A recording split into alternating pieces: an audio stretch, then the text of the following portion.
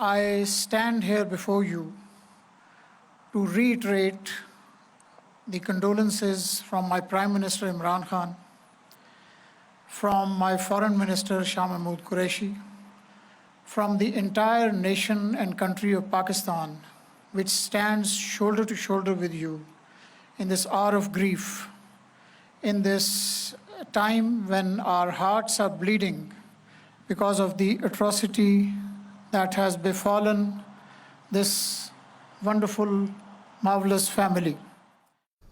Pakistan's ambassador to Canada spoke at the public funeral for the Afzal family in London yesterday. They were killed 1 week ago, targeted for being Muslim. The family immigrated to Canada from Pakistan, and they are being mourned in that country as well. The Prime Minister of Pakistan spoke out about the attack, and I spoke with him earlier. Prime Minister Khan, thank you for joining me today. My pleasure. You tweeted about the killing of the 4 members of the Afzal family this week. Why did you want to speak out about it, sir?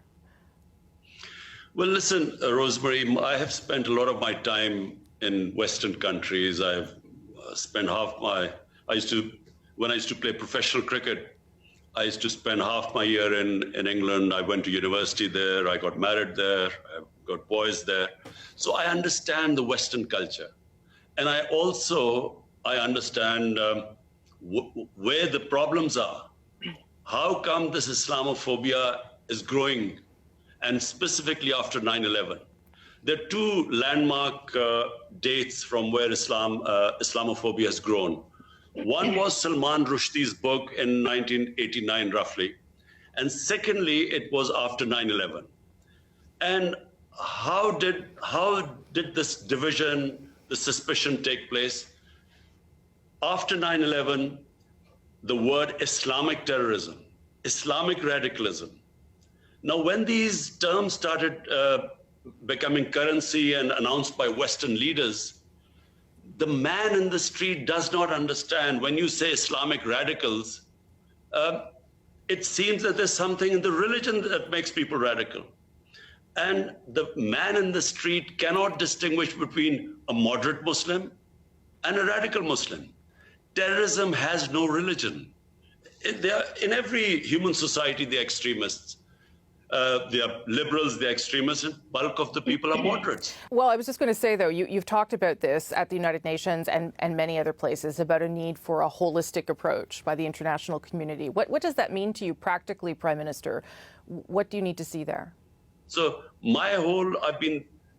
every forum, I've been trying to say this because the 2, communities, Muslims living in Western world, they're the ones who suffer from Islamophobia. And then they suffer, we hear about incidents. A lot of incidents don't get reported, but we know about it. Our embassies tell us. So this gap needs to be closed. In this instance, it appears it was one person radicalized in some way on his own who did this. What is it that government should be doing, for instance, to shut down online hate toward Muslims? I think there should be a very strict action against this, because you see these hate websites, which again, as I said, would divide humanity by creating hatred, ignorant about the other human community, and you target them and this hate material, and especially with the growing social media, and social media is a completely, the world is just coming to grips with it because it's a new phenomenon. And unfortunately, while there are so many benefits of social media, it's changing the whole world.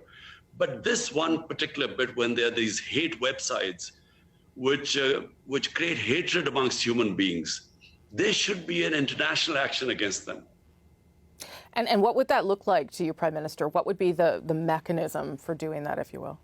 Whenever the international community, and by that I mean the world community, the world leaders, whenever they decide upon taking action, this will be dealt with.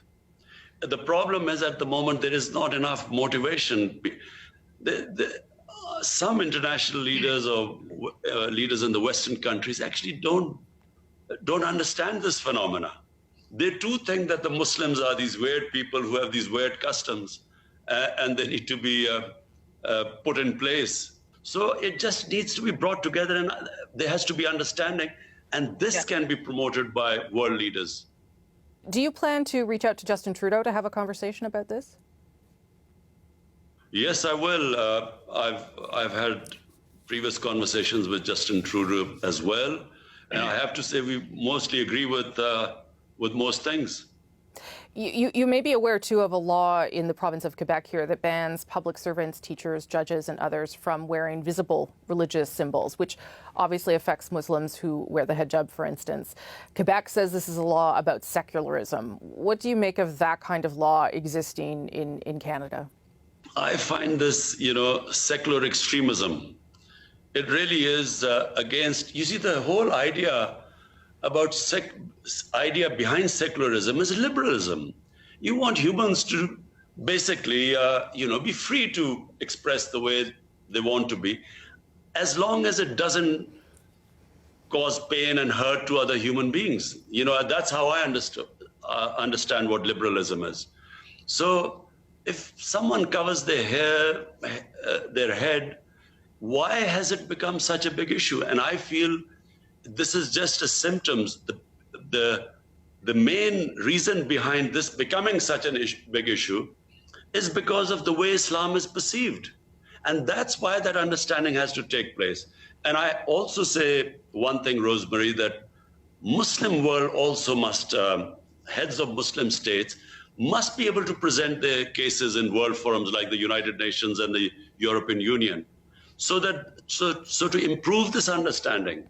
And I actually do, people objecting to hijab or, sometimes, people with beards, although beards are now becoming very trendy, although shorter ones.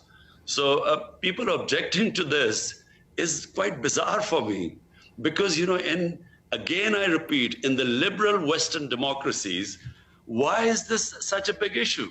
Unless the reason behind it is that there's actually fear of the other. There's a suspicion. They actually do believe that there's something in Islam that leads to radicalism and to extremism and to terrorism. And unfortunately, I repeat again, there are certain Western leaders who believe this. Right. You are speaking about Islam writ large, of course, but as you know, it is very diverse. There are many different groups of Muslims in the world. You have previously said, sir, that you are not aware of events happening in Xinjiang province in China. Canada's parliament has said what's happening to the Muslim minority Uyghurs there is a genocide. Why do you not advocate for those Muslims as you do for Muslims elsewhere? Let me just be clear, Rosemary. Number one, Islamophobia does not affect us Muslims living in Muslim countries. It only affects Muslims in Western countries. And because I know and spend time in Western society, I understand what they go through. So that's why I raise my voice. Now, as for what is the situation of Muslims all over the world, just look at the situation from Libya, come to Syria, to Iraq, to Afghanistan, to Somalia. So there is a serious political problem in the Muslim world and suffering. Yeah, I understand that, Prime Minister, but you have deep economic ties with China, and it would appear that Muslims are being detained and abused in China. Does that not concern you? You see, our relationship with China is such that whatever issues we raise with China are always, behind closed doors. Because Chinese society is such, and we respect them. We have economic ties with China. China is our neighbor. They've been very good to us in our most difficult times. So we respect the fact that if we have concerns, we talk about behind closed doors. Just to end again on, Prime Minister, on what happened in Canada with the Afzal family. As you know, there's a 9-year-old boy that did survive the attack. He's in hospital.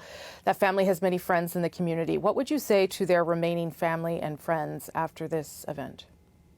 I must say everyone is shocked in this country because, we saw their family picture. And so, a family being targeted like that has had a deep impact in Pakistan. We have our embassy in Canada is in touch with the other family members. We are trying to work out what's the best, what we can do for them. And we will come up with some sort of a solution. Our foreign office, we're all in touch and we're working out. But at the moment, we are still in a state of shock because it is, when that happens, you immediately start thinking about your own family. Yeah. And you sort of worry about everyone gone and just one boy left.